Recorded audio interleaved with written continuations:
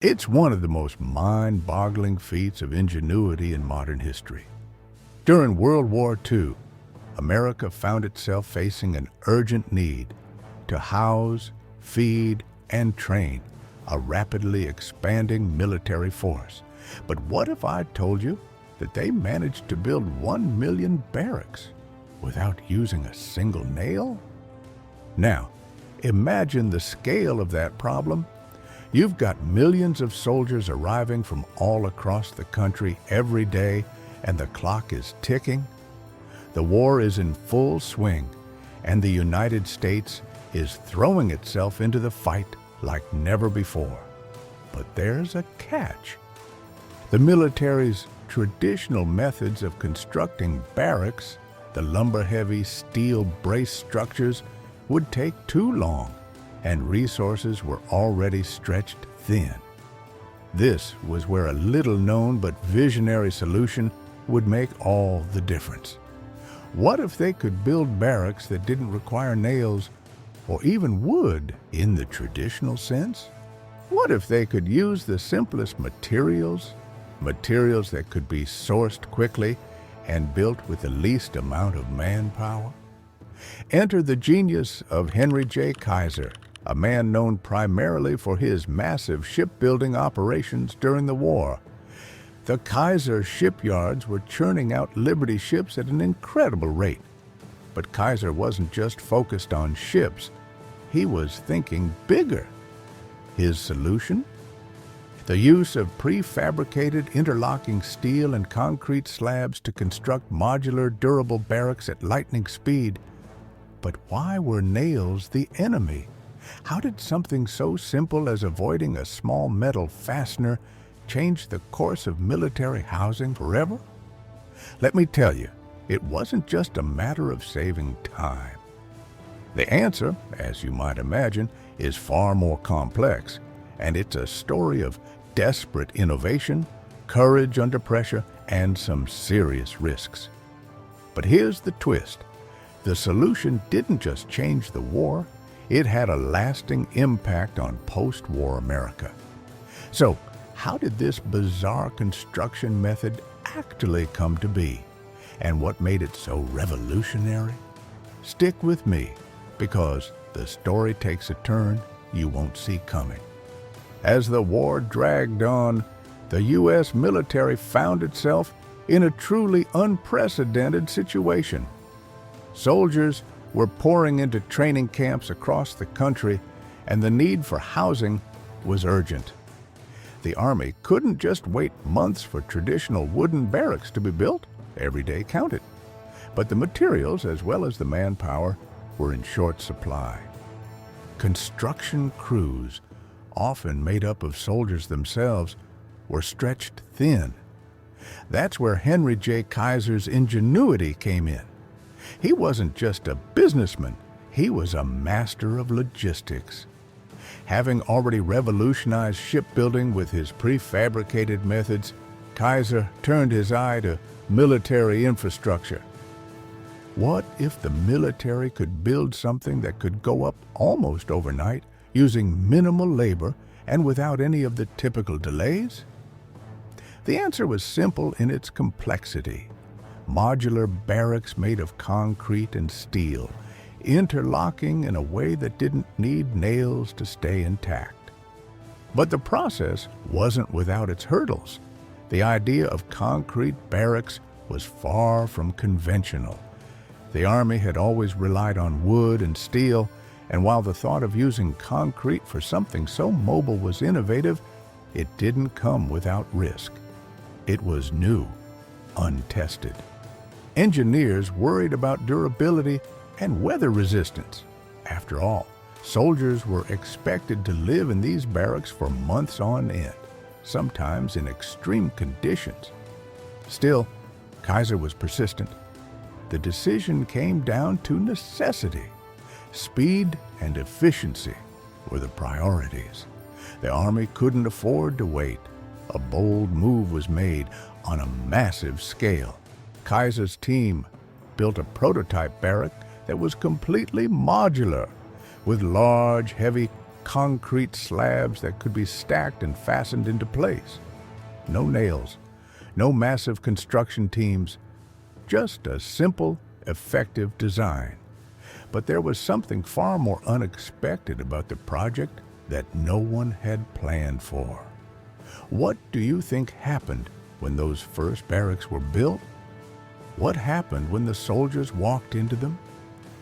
They weren't just surprised by the practicality. There was something far more personal that these barracks offered, something more than just shelter. At first, it seemed like a simple solution to a military problem. But as the project progressed, the true significance began to take shape. As the first of those prefabricated, nail-free barracks began to rise, there was a profound realization that changed everything about how the soldiers, and later the American public, viewed the war effort. The barracks were, on the surface, simply shelters. They were designed to keep soldiers out of the elements, to house them and train them quickly. But something deeper was happening. These barracks represented more than just efficiency. They symbolized the spirit of American ingenuity and resilience.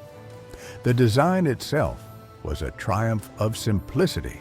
No nails, no beams, just interlocking concrete panels that could be easily assembled and disassembled. They went up faster than any barrack before them, yet they were far more durable. And as soon as the first troops began moving into them, it became clear that these buildings offered more than just protection. They offered dignity. You see, soldiers weren't used to the kind of comforts of home that many civilians might take for granted. They were used to cold, cramped, and often unsanitary living conditions. But the new modular barracks were different. They weren't just boxes to house soldiers, they were homes in their own right. They included better ventilation, more room to move, and even modest comfort features like elevated platforms for sleeping. For the first time in the war, soldiers felt like they were treated with a level of respect, a recognition that they were not just cogs in a machine, but human beings with real needs. But here's the kicker. The simplicity of the design also meant something more profound. These buildings could be constructed almost anywhere. The Army could literally roll them out to any site that needed them, whether in a desert, a forest, or a muddy battlefield. They were mobile, adaptable, and fast to assemble, completely changing the way military infrastructure was conceived. As these barracks began popping up all over the country, soldiers began to feel a sense of pride, not just in the quality of their living conditions, but in the sheer innovation that made it all possible. They had been part of something bigger, something that had challenged the old way of thinking and created a new path forward. The question remains, though, was this just another stopgap measure in the fight for victory? Or did these barracks become a symbol of wartime redemption? Did they show America's ability to overcome even the most impossible obstacles, not just through force, but through creativity and humanity? The answer was only beginning to reveal itself. As the war raged on, the rapid construction of 1 million of these revolutionary nail-free barracks became one of the unsung successes of the American war effort. They were more than just shelters. They became an emblem of the country's ability to pivot, adapt, and face seemingly insurmountable challenges with unimaginable speed and efficiency. But the real question that lingered long after the war ended was this: could the ingenuity that brought these barracks to life be harnessed for something even greater than military victory? And what about the soldiers who lived in them? Did they take with them a deeper sense of pride and purpose? You see, by the end of World War II, The military-industrial complex that had been built up was immense, and much of it was rooted in this very kind of thinking. Henry J. Kaiser's approach to modular construction, using prefabricated materials, didn't just change how barracks were built. It also revolutionized the entire idea of construction in the U.S., leading to the rapid post-war growth of suburban housing.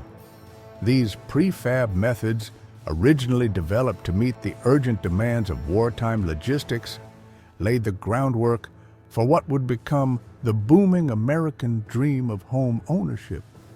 The same principles that had been used to quickly house soldiers on military bases were soon being used to build entire neighborhoods for returning veterans and their families.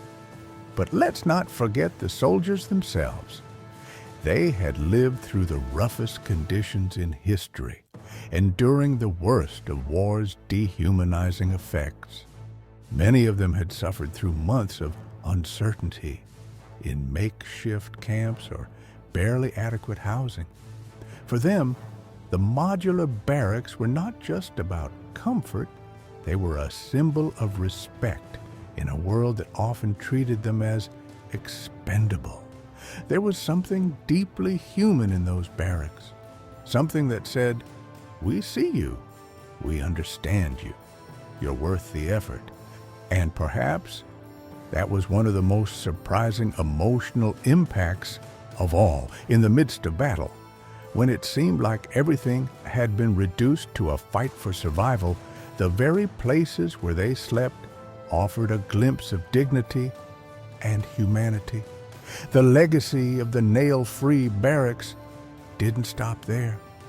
In the years that followed, the soldiers who had spent months, sometimes years, in these newly constructed homes carried with them a sense of practical ingenuity that would influence the growing American economy.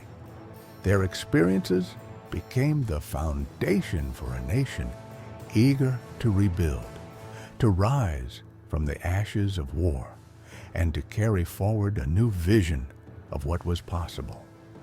By the time the war ended, the U.S. had not only defeated its enemies, it had also redefined how a nation could rebuild itself in the face of adversity. The success of the prefabricated barracks was a triumph of American resourcefulness. But more than that, it was a symbol of how even in the darkest moments of conflict, ingenuity and humanity could shine through. And as the soldiers who had lived in those barracks returned home, they carried with them a renewed sense of hope for the future, one built not on the hardships of the past, but on the possibilities of a world transformed by a simple yet powerful idea. The story of those million barracks, built without a single nail, is a testament to the resilience of the human spirit, proving that even in the most desperate of times, creativity and adaptation could not only solve an immediate crisis, but also change the course of history.